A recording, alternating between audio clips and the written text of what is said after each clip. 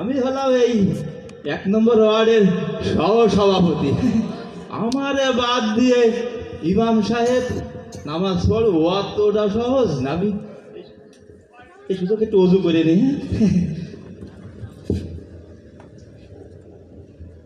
আল্লাহু আকবার।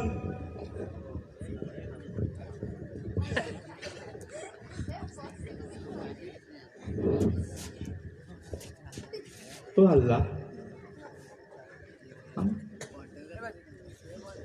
আমাদের বাড়িতে নামাজ কি দাঁড়ায় গেল? সোহেল, সোহেল,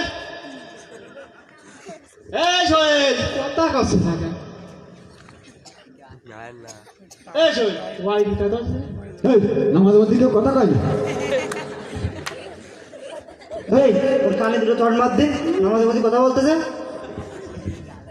এই আপনারা মুসাল্লিরা যদি এরা নামাজের মধ্যে কথা কন, তা আমি ইমাম সাহেব কি করে নামাজ পড়ব? হ্যাঁ, আমি নেতা, আমার বাদ দিয়ে ইমাম সাহেব আপনি কি করলেন? হ্যাঁ, 1 নম্বর ওয়ার্ডের সহসভাপতি। শোনেন, ওই যা হয়েছে নামাজের মধ্যে কথা কইেন না। আমি আবার শুরু করতেছি। হ্যাঁ ইমাম সাহেব, জি, একটু দাঁড়ান। আসলে আমার চেনবেন না, আমার বাড়ি একটু দূর। যাচ্ছিলাম এই পথে, ভাবলাম তাড়াতাড়ি হাঁটি যে মসজিদে জামাত ধরবো। তা যাত্রী দেখলাম এনি জামাত দাঁড়াই গেছে। তা ভাবলাম এনি শরীর হই, কিন্তু সহসভাপতির ডায়লগ শুনে আমি ওটা দাঁড়াই গেলাম। আরে ভাই, আমি 1 নম্বরের ওয়ার্ডের সহসভাপতি, আরে আমাদের বাদ দিয়ে ইমাম সাহেব নামাজ দাঁড়ায় কতগুলো বুঝতে পারতেছেন আপনি? বুঝতে পারছি, আসলে সব কিছু আমি বুঝতে পারতেছি। ব্যাপারটা হলো ইমাম সাহেব, এই মুসাল্লিরা ভুল করতে পারে, তারা ভুল করতে পারে, এটা স্বাভাবিক। কিন্তু আপনি একটা ইমাম হয়ে আপনি বলটা কি করে করলেন কোনদিন যাই? না, যদি মুসাল্লিরা সবাই কথা বলে ওটা, তো আমি আর কি করে একা চুপ থাকি? না, সেটা ঠিক আছে, একা চুপ থাকি মানে তারই এতে বোঝা যাচ্ছে তো আপনার এ বিষয়ে অভিজ্ঞতা খুব একটা বেশি না। আচ্ছা, আপনি সত্যি করে কোনদিন মাদ্রাসায় কোন পর্যন্ত লেখাপড়া করেছেন আপনি? আমি মাদ্রাসায় পড়িনি, তবে ওই মক্তবে কয়দিন পড়েছি। মত বলেছেন? আমিও মাঝে মধ্যে পড়ি, যাই মাঝে আসলে মধ্যে। বিষয়টা হলো যে ইমাম হওয়া আর ইমাম সাজা এক জিনিস না। কারণ ইমামের দায়িত্ব অনেক বড়। আর একটা ইমামের নামাজ সম্পর্কে, ইসলাম সম্পর্কে, কোরআন সম্পর্কে সব কিছুই জানা থাকে। সে একজন ইমাম, সে একজন নেতা। আর হুট করে ইমাম সাহেবে দাঁড়াই গেলেই ভুল তো হবেই।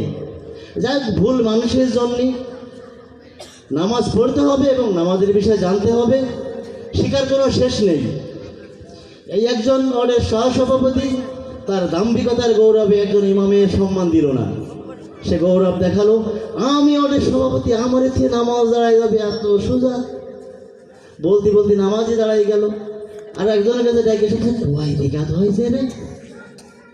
পাশেরটা বলতেছে চাইনিজ ওয়ার্মা। আপনি ঘুরে সেই একই কাজ করলেন। আসলে উভয়ের নামাজ শেষ, নামাজ তো কারও হইল না। না, এটা সত্যি নামাজ আমাদের হয়নি। তো নামাজ আমরা আবার পড়ে রে। আপনি শুনে আপনি পড়াই। আচ্ছা, 1 মিনিট, আমার জানা মতে আপনাদের মসজিদ তো পাশেই, তাই না? জি, তা মসজিদ যদি পাশে হয়, তাহলে এই ফাঁকা আমাদের ভিতরে নামাজ আমাদের দাঁড়াই গেলেন। ওই আমরা সময়ের অভাবে এই জায়গায় সেরে নিচ্ছিলাম। ও আচ্ছা, তো এই বেলায় এখন তো আর কোনো কাজ নেই, তাহলে চলেন একটু কষ্ট করে মসজিদে যাই দাঁড়াই। তো ঠিক আছে, চলেন যাই, আমরা মসজিদে পড়ি। চলেন চলেন চলেন।